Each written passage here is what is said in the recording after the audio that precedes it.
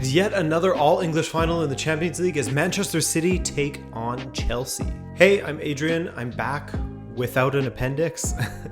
Thank you for your patience while I was resting, and welcome to Rabona TV. Excited to get into this final with you, and I'll have some help from Steven McInerney and Miz from the other side of the coin to give the perspective of the two combatants. And if you're trying to watch the Champions League final but the streams are region locked, well, our friends at Surfshark are here to help. Surfshark is a service I've been using for quite some time now on my phone and on my computer, since there's no limit on how many devices you can use on one account.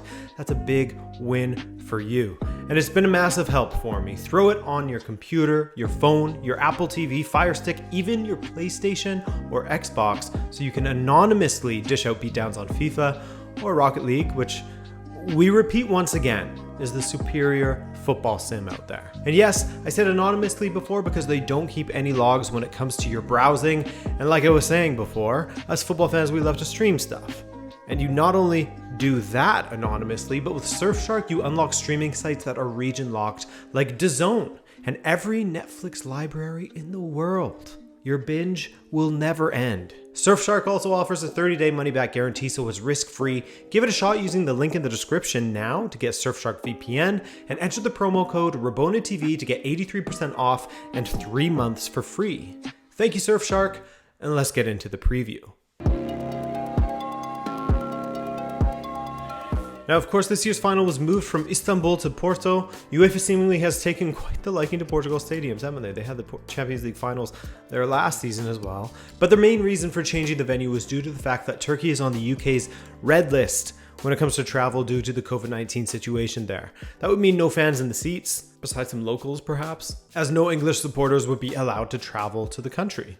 So Portugal was the country of choice that provided UEFA not only a destination that is on the UK government's green list for travel, but would allow for fans to be in the stadium as well. 6,000 fans per team for a total of 12,000. After watching some of the matches in England with supporters in the crowd, this will be a very welcome sight. The price of the tickets, that will not be a welcome sight for supporters though. I'm hearing £512? Wow. And I almost never mention the referee for a certain match, but when La Rose is in charge, well, he makes things interesting. And the fact that he has a past with Guardiola is always fun. Here are some quotes from Guardiola following City going out against Liverpool back in 2018. Mateo Lahoz is a special guy. He likes to be different. He likes to be special. When everybody sees things, he likes to decide the opposite. Now, Lahoz claims that Guardiola has told him privately that he likes how he calls matches, but still, a little added spice for the final. This man is known for handing out cards more liberally than most. He's given 134 yellows in 29 matches thus far in La Liga. But hey, let's get to the matchup now. Mid-season sackings and a run to a European final, something that Chelsea have done a few times before now. First, there was Avram Grant taking over as manager in the 2007-8 season after Mourinho had departed. Chelsea made the 2008 Champions League final, where they lost in a shootout, unfortunately. In the 2011-12 season, Villas-Boas was sacked, and Di Matteo took over, where Chelsea went on to win the Champions League final. During the 2012-13 season, the one following the last, Di Matteo was subsequently sacked and replaced with Rafa Benitez, and Chelsea made the Europa League final and won once again. Throughout the managerial changes, they find a way to thrive, and this season is no exception. Out with Lampard, in with Tuchel, Chelsea onto the Champions League final. This time, however, may be the least surprising, as Chelsea have invested loads into their squad once again to supplement the talent and experience they already had there. And the man they brought in to manage is no slouch. Thomas Tuchel made it to this stage with PSG last season as well, and is no doubt one of the best managerial minds in football today. He got the better of Atletico, beating them twice and not conceding once against Simeone's side, who, well, hindsight will tell you, was in the midst of their worst form of the season, but they played them off the pitch all the same. Then came FC Porto, a scrappy side that put up a fight, but Tuchel's Chelsea was in control once again, their own toothlessness in front of goal being the only thing that kept this tie tight. That and a ridiculous goal from Mehdi Taremi. But even so, with the away goals, Chelsea were in clear. From there, Chelsea put in their most dominant, complete display yet as they overcame an admittedly injury-ravaged Real Madrid, but take nothing away from the performance because Chelsea were completely in control once again. Now they go up against City, a team they've beat twice in recent history, and knowing this Tuchel side, they will roll out the familiar 3-4-2-1 formation, the front three lately consisting of Pulisic, Mount, and Werner, the latter of which who has been getting better and better all the time. They are a great example of a defensively solid team, a team whose stability is built from their defensive base. That's not to say that they are a defensive team though, but Edouard Mendy in goal has continued to be a fantastic shot stopper, and take your pick of who stands in front of him in the back line. One thing's for certain, Thiago Silva, Antonio Rudiger, and Cesar Azpilicueta will be there, though Azpilicueta is sometimes played down the flank, and Reece James played as the right center back. But the class at the back allows Chelsea to build their play from the back. Mendy playing short, most often to a defender in a wide position, a ball inside to a central midfielder, and the ball launched forward to launch the attack. Not to mention how the likes of, Rudiger are comfortable driving forward with the ball at their feet when appropriate, making deep runs to overload areas of the pitch. Speaking of central players, N'Golo Kante is back to being regarded as one of the best central midfielders in the world. Thomas Tuchel refers to him as the gift, and in watching recent Chelsea matches, it's a fitting moniker. Kante continues to appear all over the pitch for Chelsea, never seeming to run out of breath, breaking up play, dribbling past opponents with his breathtaking acceleration, combining with teammates. He does it all. The one area of concern for Chelsea will no doubt be their difficulty in scoring goals. Since Tuchel took charge at the end of January, they have scored more than 2 goals just once. That's fine when your defense is airtight, but against a side like City, it can make things difficult for themselves. Werner has had difficulties of his own, but he has seemed to have turned a corner of some sort. Havertz has been good, but has picked up an injury. Unfortunate timing there. Ziyech has been inconsistent, while Pulisic and Mount have perhaps been the most consistent threats in the attack. But still, that attacking record speaks volumes and could be Chelsea's Achilles heel. That and their manager's penchant for being overly conservative in cup finals, whereas win percentage is less than glowing. The recent loss to Leicester being another one for his poor record. In total, Tuchel has taken part in 7 cup finals in his managerial career and has won just 3 of them. One with Borussia Dortmund as an Aubameyang penalty put Dortmund above Eintracht Frankfurt 2-1, and 2 with PSG that were touch and go. Pep Guardiola, on the other hand, his cup finals record is not the opposite of Tuchel's, as that would mean Tuchel would have to have lost all but 1 final, and he hasn't, but it's close to the opposite. Guardiola simply doesn't lose finals, or he doesn't make a habit of it, as he has lost just once in his career. That was against Jose Mourinho's Real Madrid back when they were both in Spain still. Other than that, he has won every single cup final he has played in, including 2 Champions League finals that he has played in and won. We'll see if these respective records play on the minds of Steven and Miz later on. Like Chelsea, Manchester City's advancement throughout the knockout stages of this competition never looked like it was in question, bar maybe that first 45 minutes in Paris. They swept aside Gladbach, they cruised by Borussia Dortmund with a pair of 2-1 victories, and while PSG provided a bit of a sterner test at times, they managed to nullify Mbappe in their first leg win and got a competent 2-0 victory at home to beat last season's finalists 4-1 on aggregate. They've already won the League Cup and the Premier League this season and will become the first English side since Manchester United to win the treble should they win the Champions League, unless you ask Rio Ferdinand, who says, quote, "It's not the real treble," as that would require winning the FA Cup rather than the League Cup. But still, 3 trophies in a single season is an insane achievement, especially when one could potentially be the Champions League. A similarity in these 2 clubs is their recent focus on improving from the back, something that we previously saw sort of revolutionize Liverpool's fortunes.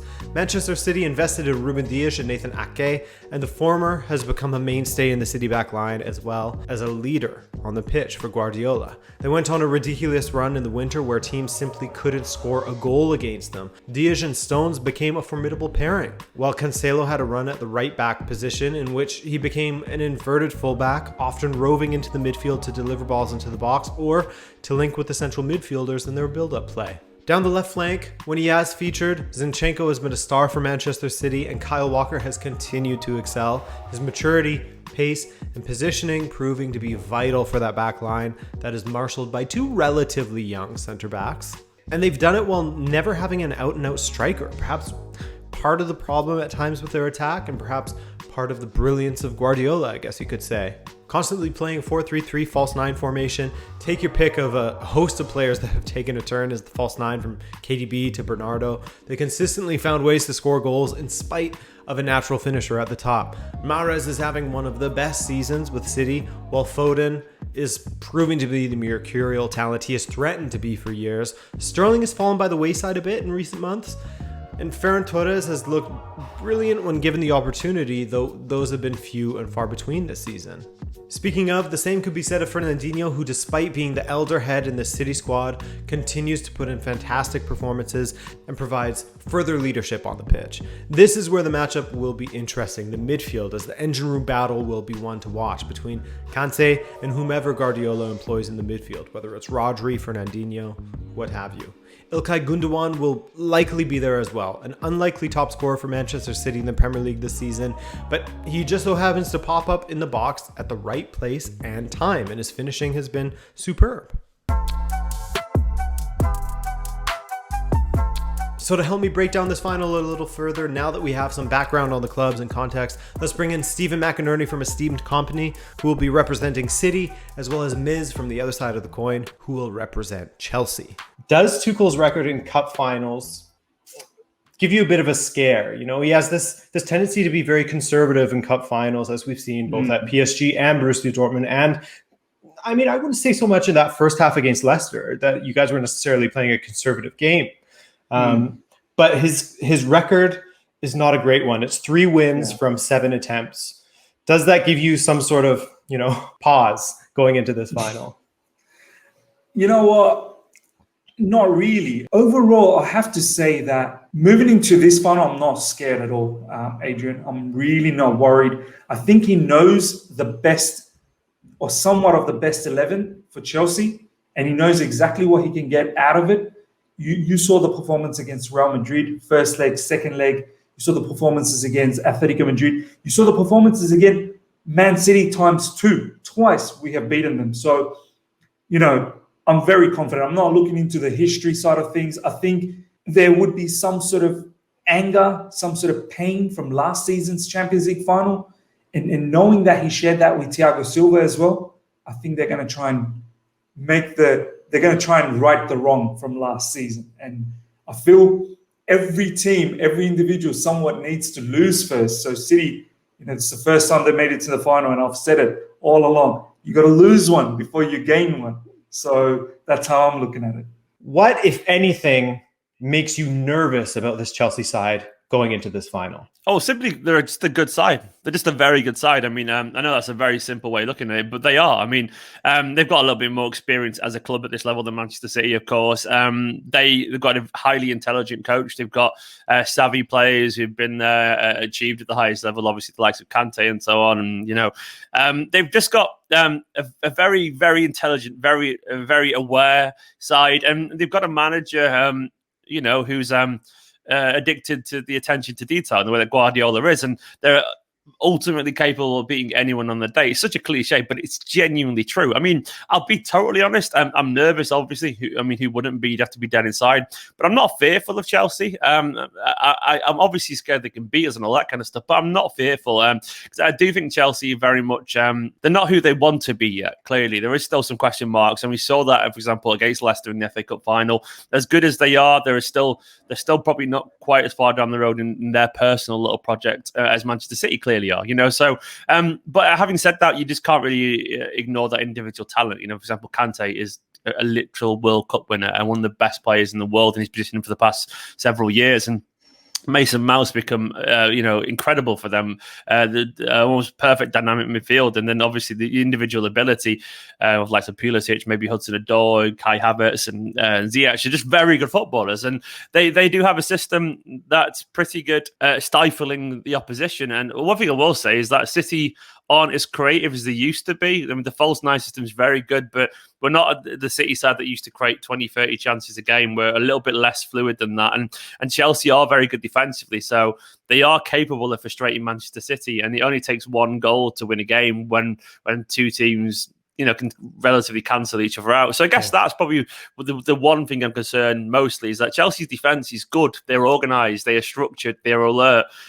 So I probably would say that's the the thing I'm most concerned about. City's maybe ability to consistently break Chelsea down, because we'll do it once, of course we will do, but there's no guarantee it'll be the guarantee that we'll get loads of chances throughout the game. And I mean, you were speaking about sort of the revenge factor, and maybe a leader in Thiago Silva, and he sort of is representative of the strong defense that Chelsea has built up. But aside from that, where do you think that Chelsea will be able to get the better of City in this match in particular? The best way to put this is what Andres Christensen said a couple of press conferences ago.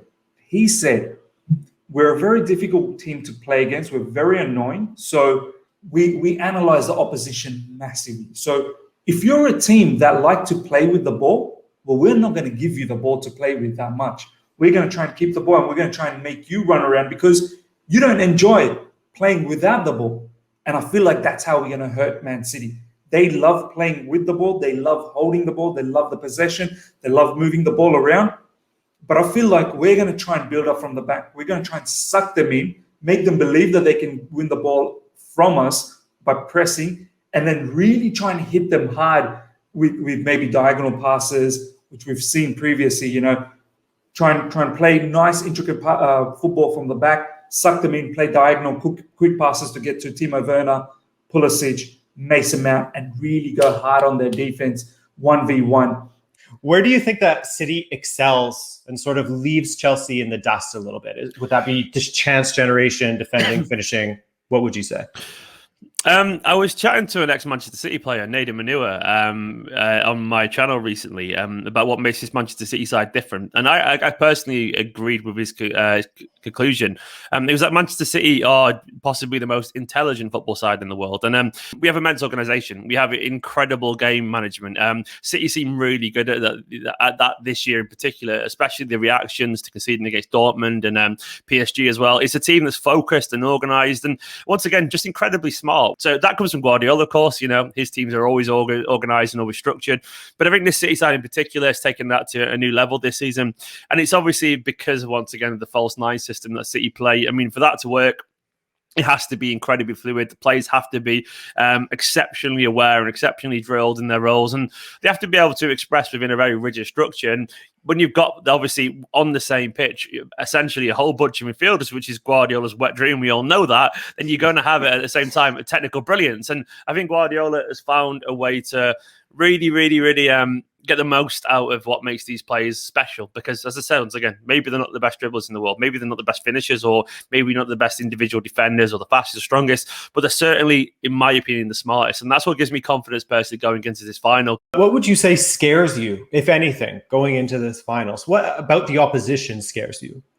Oh, it's their individual talents, right? You've got Kevin De Bruyne, who can literally just split open a defense. I don't care how good your defense is, and our defense have been monstrous, right? You got Rudiger, Thiago Silva, now Reece James playing in the right centre back. I'm pretty sure that's probably going to be how it is for the upcoming two matches, and probably Azpilicueta in the right wing back. But I don't care how solid we've been. A player like Kevin De Bruyne can just split open something. He's got that touch in the middle as well. From midfield, he can score. Phil Foden's another one. When you combine all of those individual talents and then the way Pep Guardiola plays as a team, it can be scary. But we've been very good in recent times against Man City, and Thomas Tuchel has had Pep Guardiola's number, and I can't wait. I seriously cannot wait until Thomas Tuchel does the three-peat. You know what I mean? So it's on course. It's definitely on course. It really just comes down to which team has the mental sort of the strength to carry on for one more game. Do you know what I mean? We know what each team brings. We know what they're capable of. Both the coaches. It's just a moment of magic that's going to make the difference in the final. That's pretty much what it is, man. There's no clear favorite in my mind, so it will hopefully be a great final. It may not be a goal fest. In fact, I can confidently say that it won't be, but there should be buckets of entertainment all the same. For me, if I absolutely had to pick between these two sides, because I know you guys will make me, I think that Manchester City just edges it for me. Tuchel's conservative approach to finals mixed with Chelsea's laborious attack feels like it may just be City's year, but who knows? If Chelsea start converting those chances, they're going to be an absolute headache. These things are played out on the pitch, not in YouTube videos. But I thank you guys for watching this video, and if you enjoyed it, then be sure to subscribe for much more here from Rabona TV. I'm Adrian. Thanks for your patience while I was away, and enjoy the final. Ciao.